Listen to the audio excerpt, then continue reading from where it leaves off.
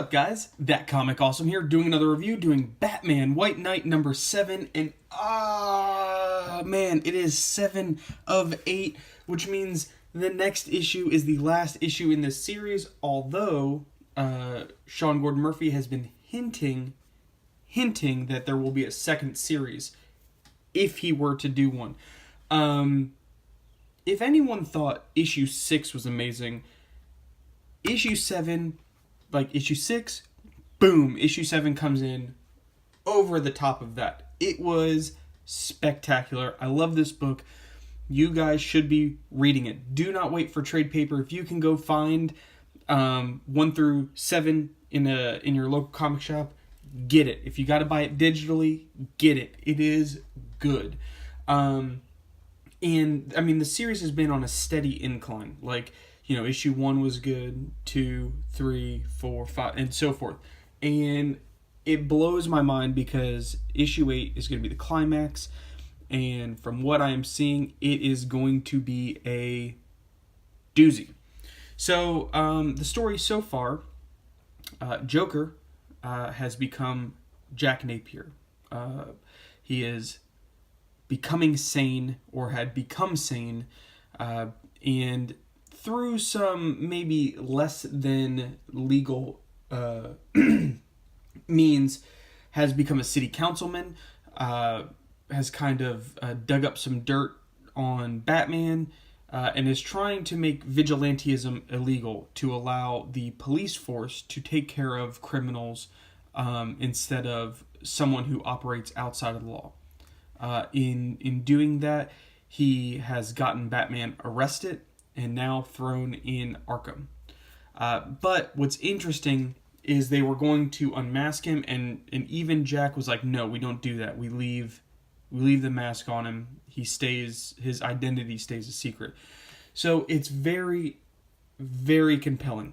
On the flip side of that, there are 2 Harleys, and the newest Harley is kind of a little heartbroken that Joker has left her, so she has become kind of this neo Joker, and is kind of holding the city hostage with a freeze ray that Dr. Freeze's dad had built, or Mr. Freeze, his dad had built back in the World War II era. And she will only negotiate with the Joker. So that's where we kind of pick up on this. And there was a really great panel at the end of the last book where, all the police officers and Jack are trying to figure out what to do. And he kind of is like, well, if she wants the Joker, let's give her the Joker. And he kind of jokers out a little bit. And it kind of leaves you on a cliffhanger of like, well, where does he sit? Where does he, was it all just like a ploy this whole time? But this issue gives you a little more depth in that, and a little more depth in Batman. Also, it addresses something that really nagged me in the first probably 3 issues. Something that actually almost turned me off to the series. It was resolved in here, and now I'm like, oh, okay. And I'll point that out. So we kind of jump in to, again, Jack kind of like jokering out at the police precinct, but then he kind of, snaps into it, and it turns out that the meds that he's been taking to stay sane are losing their effect. They're not, they're not sustaining his sanity anymore, and the Joker is slowly coming to the surface again. And so, the police force is like, well, we're not going to trust you. And he's like, look, by the end of the day, Neo Joker is going to be either defeated by me or by the Joker. So let's go. And so Gordon's like, okay, suit up. So this brings us back to the very first issue. The very first issue showed that Jack was going to visit Batman in Arkham, and we get to that now. You have Batman in Arkham, and Batgirl and Nightwing are kind of talking to him through the bars. And Batgirl's like, look, why are you still in there? You could break out. You're Batman. Arkham can't hold you. And he's like, look, He's like, it's all part of the game now.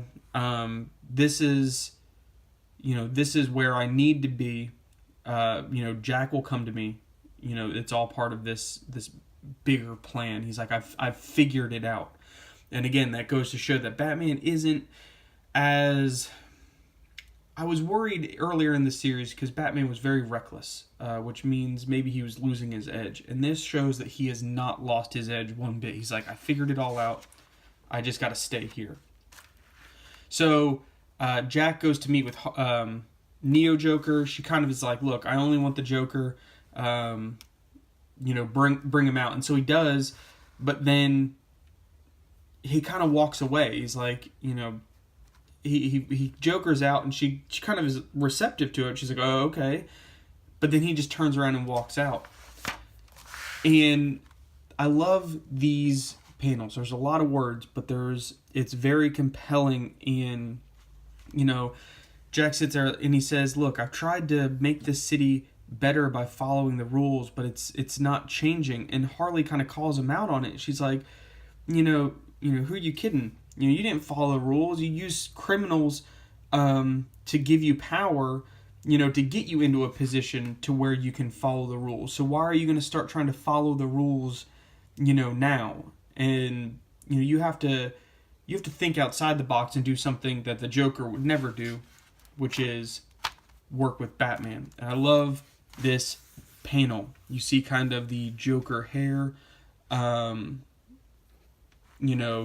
You have the Batman kind of slumped over. And I love this like imposing, where Batman easily could take Jack right now. And he sits there and he, like, at this point, Batman knows he has the upper hand. He's like, look, I know, like, I've gotten all the angles. You don't even have all the angles at this point. He's like, I'll help you, but you have to confess to everything that, I said, everything that's true that you've kind of pinned me on being, like, crazy. Like, you need to confess to the library, the financial district, all of it. Confess to it and I'll help you. And he's like, okay, but only if you let Harley go. So he agrees, and we get this really great sequence where Batman's like, look, first you have to tell me what happened to Robin. So a little bit of backstory there is Robin was missing. Jason, in this series, the original Robin was Jason Todd. Jason Todd famously murdered by the Joker. Murdered. He's the Red Hood now. But and that was one of the really driving points to Batman hating the Joker is Robin went missing. They never found his body. He was assumed dead, this and that. And so he's like, look, the Joker hid that from me. Like, I don't know what happened. I've looked in my memory. I don't know what happened. And Batman's like, you have to concentrate and do something. And you get this like really great, section of the Joker torturing Robin, and he's like, he was jealous of Jason because he knew you. He was close to you. He knew your identity. That's all he wanted was your secret identity. And he's like, after Harley left, I had the knife, Joker had the knife to his throat, and Jason finally broke and said, I wish I'd never met Bruce Wayne. And it kind of goes to show, it's like, when you're in the Bat family, like, you can, like, it's tough, like, there's a lot to it, and you get in these types of situations. And, like, Jack even kind of, like, calls him out, he's like, he's like, well, why didn't the Joker just tell me Jason was alive? And he's like, I think he wanted you to think that he was dead because that would tear you up, inside. And the fact that he knew that Jason hated you so much that he would rather have you thinking he was dead than be alive, would kind of hold that over your head. Again, the imagery of this whole issue, and I'm going to stop right here because There is a ton more. I'm not even to the staple yet. Well, all right, there's the staple. But it is such a great book. Please support great comics like this. Amazing comics. Read it. Love it. But yeah, hopefully next month, issue 8, I have zero doubt it's going to disappoint. Again, every issue has been progressively better and better, so we'll see how it goes. But yeah, subscribe over here, watch some more videos, hit me up in the comments, let me know what you guys think, and I'll see you next time.